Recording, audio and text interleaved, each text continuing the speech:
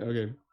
We ready? Do you want to do like the normal roundtable thing with Red Dirt where I say, "Hey, I'm Cross. Welcome to the roundtable," and then we go around and introduce ourselves, or do I just introduce everyone? Um, I think you introduce everybody that way, since we're not actually in any kind of order. That Yeah. Okay. Ready whenever you are. I've been recording for about 30 seconds, sir, so we got all of that right there. So And action. Yeah, just whenever you're ready, you go. Just make sure we cut it out because we heard it in the last episode. That's how we do it. I don't think it's the last one, no. Did we The hear one the that last just one? posted? Yeah, it's got the "Hey Aiden, we're Oh. live." oh dear, yeah, you're supposed to edit those out. I'm sorry, I forgot to crop that out. Sorry about that. I forget on some of them. That's how we do. Because usually I skip ahead and just start editing and for it to go back and crop. So, anyways, we start by every one of us saying action, and then you go.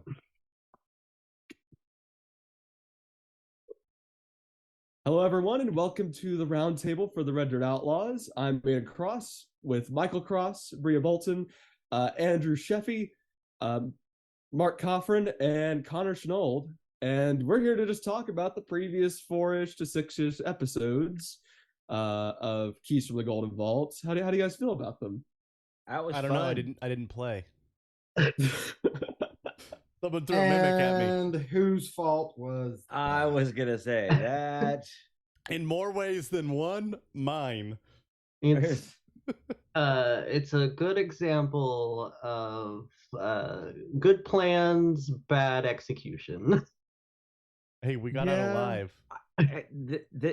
Your definition of good plan. I'm not certain if necessarily. I'm going to get a job here in 4 to 6 weeks. And no, Samantha's part was not. It was not approved by our lovely planner. The problem with Samantha is kind of like that kid that is just going, "Hey, I'll do this." The parents are like, "You know what? Do whatever. Go play in the street. That's fine." Yeah, we just go talk to strangers. The big people are coming up with a plan. I take issue with no one talked you out of it. No, you had already done it before you even consulted anyone. You said, no, that's what I'm saying. I have an idea. Was not a part of the original plan. Best it's like, I may have gotten a job. Yeah. Like, well, now it's too late to talk you out of it because now you got a schedule to follow. Right, let's say I would say terrible planning, all right execution, because your execution wasn't bad.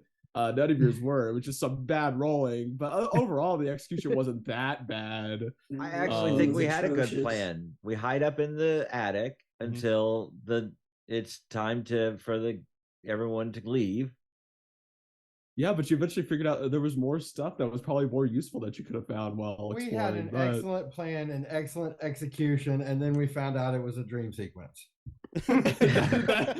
Yeah. We do need to talk about the dream sequence, yes. Yes. We need to explain what exactly happened. So Aiden, tell us what actually happened. So episode 5, right? Am I correct on that? Episode 5 has 2 separate ending/recordings where one of them went perfectly, and that was our first take. And then we found out Andrew forgot to record our audio, so it's just Samantha talking to herself. But that everything went perfectly in that sequence. And in the next one we recorded, because we were like, we can't use that. We can't use that at all because it's all ruined because we don't have our audio. Because of Andrew. As I said, in more ways than one, it was my fault, okay? And in the second one, everything went to shambles. Everything went way worse. Everything just was not great. Everything went regular D&D rolls. Yeah. To put it into perspective, it was movie quality on the first run through. It was amazing. Everything was hitting. Yeah. To put it into perspective, Samantha did not go unconscious in the first take. Instead, she somehow talked her way out of the mimic encounter. Oh yeah. The normal party did not activate the Allosaurus, and did not activate any animated armors on the way, and managed to get in the room. and Samantha had managed to betray the lead guard, and that's where we had ended, where basically like the party was in an advantageous position to basically get the stone and get out. Yeah, we you were weren't about to walk out situation. with this thing with no one even knowing it was happening. It was going to be like Ocean's 11. Oh, it's perfect. So good. The second take, however, is what everyone saw. Yeah, it's what everyone saw, which is kind of funny, which is like that moment where it's like the plan is happening, and then like it's like just a flash forward, and then it's like all of a sudden it's the actual plan. The actual plan does not go at all according to what it actually is. And what I love about it is exactly what D&D is all about. And because a lot of times people say, well, I've already played that adventure, like I've already done Minds of Phandelver, or I've already done. The truth is, every table you sit at, it's going to be a different, because you're going to be playing a different character. Everyone around you is going to be different. The DM is going to be different. But then if you even take the same characters, the same players, the same DM, the same adventure, the same situation, and it was a totally, just because rolling was different and things happen differently. The beauty of Dungeons and Dragons is no matter how many times you play the same situation, it's always going to be different. So it's a pretty great little lesson in Dungeons and Dragons. Yeah, I need to edit that down and send it to you so you can put in Samantha's dream sequence, and we can have that edited version with everything sped up of your guys', because we still have all the video. Like, we see everything you guys do. There's just, it's from Samantha's perspective. There's nothing that you guys did. I think it would be fantastic if Aiden did the voiceover for all of our characters for the dream sequence. I mean, if you want me to do that, I can do it. It's like in Ant-Man, whenever they're telling the story, the flashback of, so I told this other guy I did this, and then he said, "Hey, man, that's really cool." Yeah, the best. That's exactly right. I'm Nick. Hey, I'm Razzmatazz. I'm Razzmatazz. How you doing? I'm here to do some flying around. Wait, is that how you imagine he sounds? Look at me, I'm Aries. I'm so cool. I'm so cool and awesome. Now I have this awesome egg. I don't know what y'all are talking about. Aries is amazing. You got a lot of bass for a little bitty fairy guy. That's the point. That's the funny part. I'm sorry.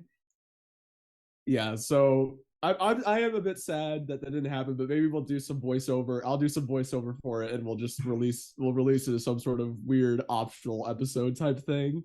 Oh my God, how that the would be episode so was fantastic. supposed to I'd go. pay for that. Yeah, we put them on the Patreon. That one.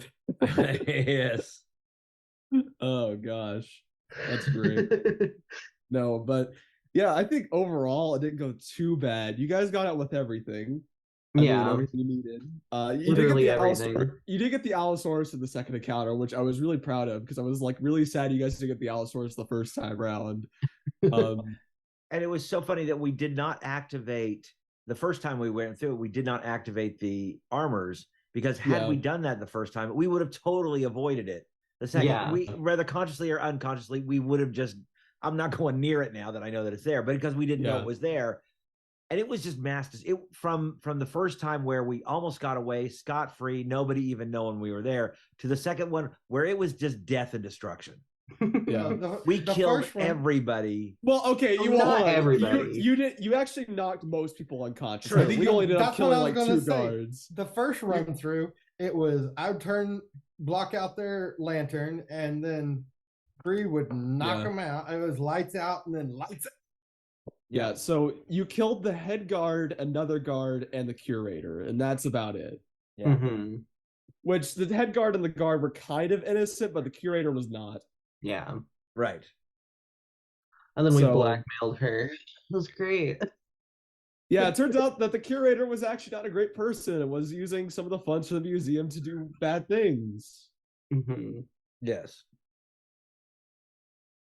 But other than that, I mean, so there is one thing I did change, and I'll tell you guys about this. The mimic in the basement is not supposed to be really associated with anything. It's just kind of there, but I was like, that's lame. What if it's like the curator's pet? Yeah. I think that's much more fun. Yeah. Yeah. Much more fun. Yeah, I mean the Mimic was basically the boss of this area. I mean, yeah, it was. Like there was nothing else that was that powerful other than maybe the scarecrow downstairs, which you guys discovered after defeating all the guards, which was kind of funny. The doll, yeah. Oh yeah. Which was a scarecrow, which was very well, yeah, because scary. we Oh, were God. up front. We were up top. We started top down. Mhm. Yeah. So we did everything kind of in reverse order because we were able to sneak in from the top. Yeah, because the module I think was expecting you to do it in top to from bottom to top, and then basically coming through basically the front doors. But you guys had a good idea, of basically coming through the sunroof, which was really smart. Mhm. Helps. Yeah, like the plan was perfect. Mhm. Yeah, we just figured that Samantha would show up at some point. The dice were against us, and she didn't. No, I did. Yeah, Just she'll be was in my fine. mind. and then I held Samantha captive. Yes. Yeah. Mhm. Yeah. The damage of the Mimic wasn't bad. It was the poison that was the killer on that damage, because it was like 19 or something like that, something stupid. It was like 12 poison damage for a total of 19, I think, something like that. And I was just like, oh yeah, no, I'm still up, but yeah, no, I'm not looking great. But ouch. Yeah. Yeah. So to talk about things that didn't happen in the module, there is basically, if it reached midnight, the egg was going to hatch. Right. Mhm. And there are actually a few options the module gives. So one of them is it basically just turned into an ink egg immediately. And yeah, so you would Well, find that an doesn't seem like an egghead. eldritch horror. Well, it's a baby eldritch horror. Oh, okay. Yeah. It's still just a baby. So if all you let it, eggs are baby eldritch horrors. I guess so. It just has the stats of an egghead. But if you basically egghead is still pretty hard for a second first level party. You guys would still be having trouble with that. Definitely. We had problems with human guards. And the human guards were the problem. It was the armor. Yeah, we couldn't hit the armor. Yeah, well, that's why we stuck the Allosaurus on it. Yeah. Yes, the one that was supposed to do that was down in the basement, asleep to a Mimic. Yep. Yeah, and I think if you left it for a few hours, it would grow into a Bahir, which you could not take on. Wow. No, absolutely. Yeah. Not. So yeah, that was fun. Good thing you guys saved on that. You did that well. Or else you guys would have been fighting more monsters, which I don't think. The point which you guys were after the heist, I don't think you guys could even take on because you guys were so worn out. Of course, there were the effects, which we did some of them, and apparently I was looking through this list, and most of the effects, what that was like the +2 bonus to AC that you got, Nick, are mostly it is still like a wisdom save, but most of them are mostly like very good for you. Funny. Yeah, there's one. So like, there's your mind is pulled in 1,000 directions, making it difficult to focus. You have disadvantage on attack rolls. Is one of the bad ones. But other than that, I mean, most of them are pretty good. Yeah. The one Nick got, you got probably the best one on the list, actually. Which was the +2 to AC. Oh yeah. And unfortunately, I was disappointed it didn't last that long. Yeah, it only lasts for the 10 minutes until another one happens. And then Samantha got an advantage on attack rolls because of seeing the future a little bit. Did no good. There was no fighting after that point. Well, good news is you have reckless attack now, so that's good. Yeah. Maybe I can actually fight that. No, we're a heist team, right? Yeah. I am only the fight if things go horribly wrong. Which things will always go horribly wrong. Exactly. Yeah. Exactly. It's why you need muscle. Yep. You guys got I think you guys got +1 weapon and something else for the things you found in the actual museum itself. But eventually you returned the Murkmire Stone. It got deactivated. No more Eldritch Horror. And you guys went home to your tavern, where I think we spent like, what was it, like 15 minutes arguing over which magic item we wanted. Yes. It ended up being between the rod, not the rod, immovable rod. The immovable rod, immovable rod, or bag of holding. Bag of holding. That was a ridiculous conversation. We'll get an immovable rod soon. Yeah. I believe in you guys to get a immovable rod, at which point I will be severely scared because there's many situations where an immovable rod is very useful, but also it could also just be completely useless sometimes. Mm-hmm. It's a very niche magic item, I would say. Mm-hmm. Don't look at me like that, Mark. A bag of holding benefits one person. It benefits the party if you do it. It does. Correctly. It benefits no the one party is by putting anywhere gold near in it. their weight If you limit. shove even gold close. into it, We Trust could all me. be carrying giant frame backpacks. An immovable rod would stop an entire group of guards coming at us because we just blocked the door. Until they go I'm to the just other saying. door. Yeah. Sure, Yeah, until they've they got go to to the run other all door. the way around. Well, the immovable or the bag of holding is great until you got something really big. Then it's dumb. There's arguments that can be made against it. I don't know why you guys are insistent that all my ideas are stupid this time. No. Movable rod, using fog to cover our We'll tracks. get it's one all later. dumb. Everything's dumb. We'll get Razz one is later. Not using any good ideas. It's just like an idea where it's like people would know you're trying to rob the place. That's the thing. It's like it's they being end up knowing outward. we're trying to rob the place no matter what. Yeah, but doing it off the bat is a big issue. We have not completed a stealth mission. The first time we killed all the guards. The second time it was a dream. The third time we had to kill all the guards. Hey, but we've only gone through 2 of them. So yeah. And the first one, I'd like to say we were set up. Okay. The first one you were set up. That is. And I would like to hope that we will get better at this. And I would like to also point out that your barbarian is +6 to stealth. Ooh, that's not bad. That's really good. Actually, I would also like to point out that our barbarian was unconscious for an entire heist. Yeah.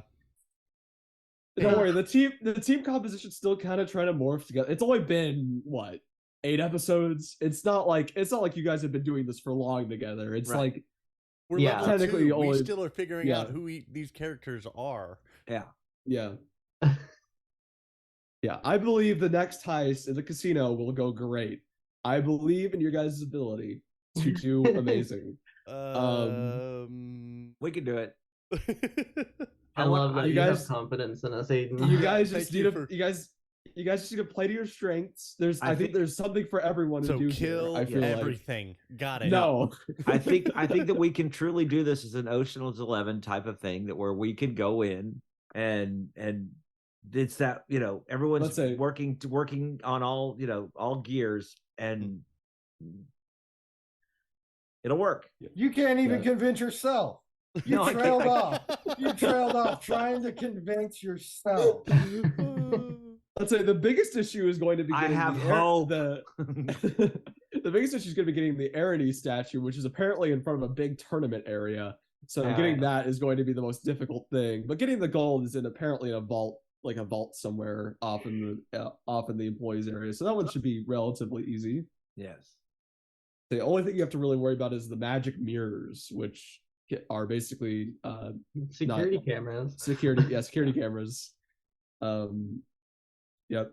Those are your biggest threats, as well as some of the guards that are around. Definitely no other threats. If only there was some way to obscure a large area. I mean, it's a good plan. It's just better later further in as you kind of go to the heist. At some it will be used. Yeah. I believe in its ability to be used. Spell slots. Well, then just don't use save a spell slot. Just save one. That's your fault for being a warlock. That's more than I have. Let's say I think Aries only has 3. I mean, you're not doing too far away. Second level only has 3. Yeah. That's still one more than Mark has. Yeah, but at that point, warlocks early on are way strong. Yeah. Second level warlock is actually really strong. Yeah. Because you get to add your charisma at that point, right? Because you've got your evocation. Why are you trying to sell me on my own class? Obviously trying to distract me from how little I'm going to be useful here. And I probably shouldn't say this, but there is a way you can easily, not like cheese, but definitely a way, if you think about it real hard, you can get through this pretty easily. Not gonna say it out loud, but just pointing that out there. Does it involve fire? Everybody has to run from the casino. Fire, you can't burn. fire You alarms. can't. Okay, you can't burn down this one. This one's in a cave. Okay, you cannot burn this one down. Okay, earthquake. Got it. Shatter. How are you gonna get an earthquake? I don't know. Samantha's going to pull down the wrath of the gods and cause an earthquake in this area. Yeah. Let me see. What else do we need to talk about? Anything you guys know what we need to talk about? I'm ready for the next adventure. Yeah. Yeah. Let's say, I guess there was a little bit afterwards when you went back to the tavern. You guys figured out there's some sort of detective that's kind of looking for you, trying to figure out what's going on there. Yeah, Detective Sermos. Yeah, Sermos. Yeah, something like that. Let's say apparently a tiefling sort of looking and trying to find out what happened at the museum. Heard rumors about him. I think I mentioned that he was working for a insurance company or investors or something. No, right? it was investor for the museum. That's right. Yeah, not the insurance, because insurance and investors are completely different things technically. But we will get more They into need to investigate why they hired someone so crooked. Yeah, That's what they need to be focusing. I think that was the best part of that heist, is finding that information and letting it be known. Yeah. Mhm. yeah. Let's say we'll get to more with that detective stuff later on. But right now you were just starting off with simple heists. I just wanted to throw in some like threads of like there is further stuff going on here. Yeah. There's Yeah. more of a plot to this than it seems, but you know you're just getting little bits and pieces of that for now because you guys are only second level. Yes. And it was weird. Apparently, every one of the guards that lived totally forgot what your faces looked like, which was strange. Yay. Kind of convenient. How bizarre. Which, you know, maybe your patronage did something to make them forget right after you left. Who knows? Maybe the Eldritch Horror wiped their minds. Oh, that'd be funny, but I don't think so. I mean, with the Allosaurus stomping around, they're probably just so traumatized they don't remember. Oh, I guess there are two more guards that are dead because there was the ones killed by the Allosaurus downstairs. But is that It was originally did that, yes, but that is an on-the-job workplace accident. That is covered by the HR department. They go and file a claim. Mm-hmm. Listen, Their all I'm family saying, get their life insurance money. It's all good. Workplace. All I'm saying is this museum is probably not going to stay open for much longer. There wasn't anything interesting in it anyway. Yeah, it was all fake. Yeah. That is true. A lot of the gems were worth nothing, and there were magic items, but you guys stole those. So anything that was worth value, you guys stole. So But they weren't even out on the main floor; like they were hidden in a back room. Once again, like I said, it was the curator was not a good person. It was clearly trying to hide things and get away with gold that was not being paid towards the employees and such. That's why I wanted to burn it down in the first place. Burning it down wouldn't have solved anything in that situation. That they would just got the insurance money from that and ran away with it. So who's the real winner in that situation? So it would have solved all them animated armors. See, this way we can spin it as if we did it to help the city if we get caught. Exactly. We're heroes. We're heroes. And then we took our fee with the good shit in the museum. That way nobody had to foot the bill. Yeah. Yeah. And I mean, you had minimum casualties. I mean, not minimum casualties, but you had very little casualties, which was very good. Yeah. Like a lot of people did go home to their families. A few didn't, but that's okay. You know, issues such as life. Yeah. I mean, we people could make it out of have murder situational hoboed fun. our way through it. I mean, the poor mimic is not going to go home and see their family, unfortunately, but that's okay. No. Some of us tried to murder hobo our way through it. We just rolled poorly and didn't hit him with the elder. Yes.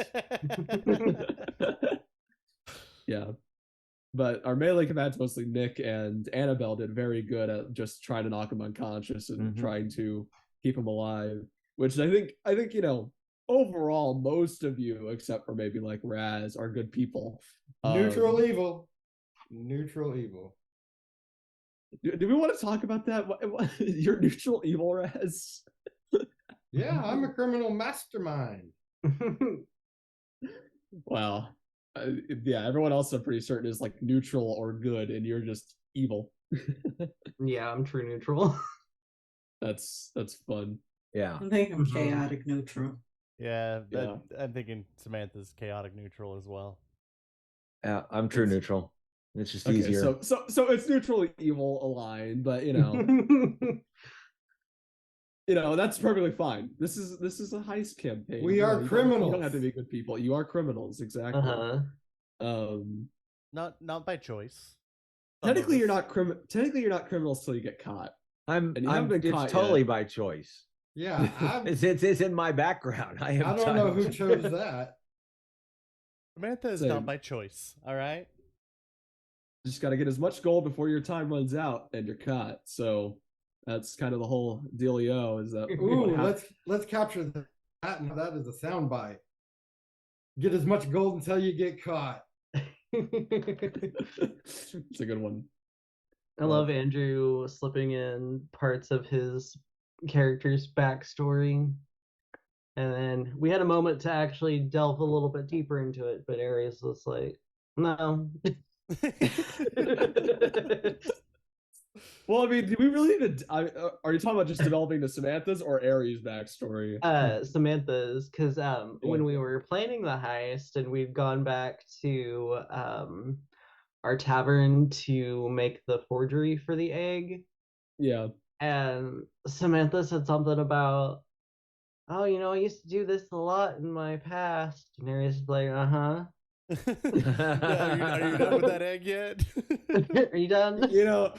Aries. I don't feel like Aries has room to talk because Aries has their entire backstory sprayed out in another show. Yeah. So the fact that she would go to someone else and be like, I don't want your backstory is so funny to me.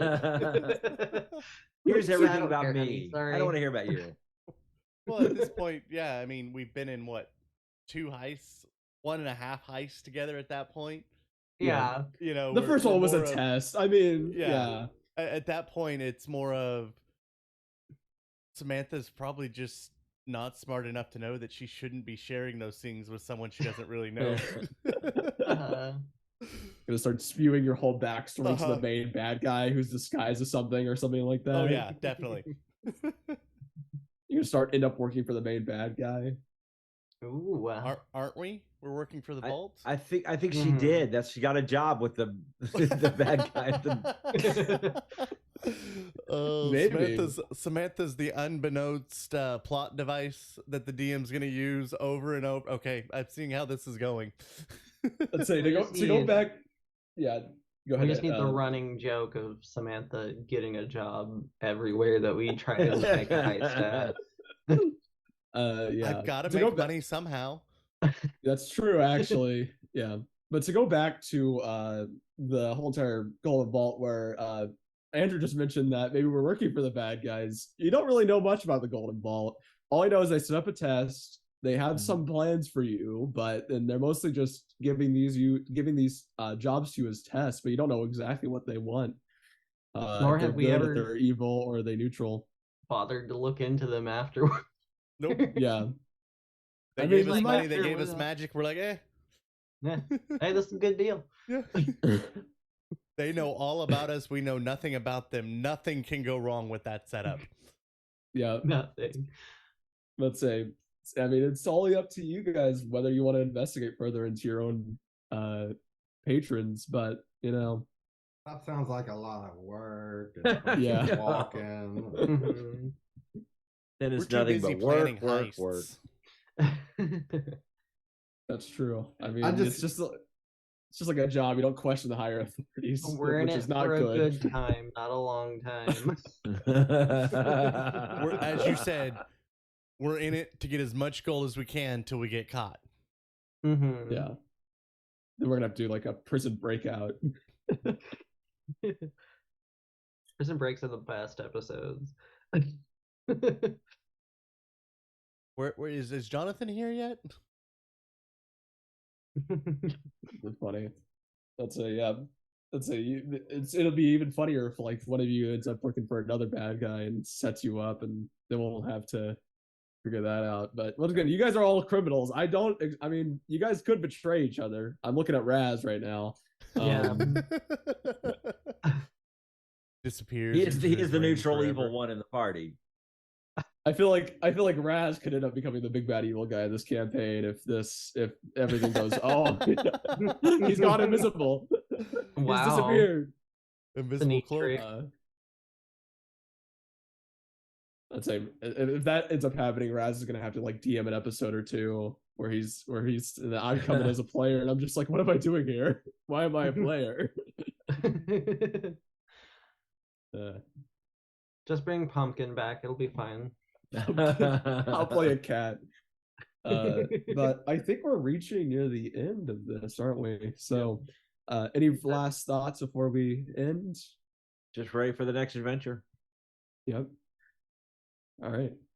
Well, I'm Aiden Cross with the Red Dirt Outlaws, joined by Michael Cross, Brea Bolton, Andrew Scheffe, Mark Coughran, and Connor Shenold.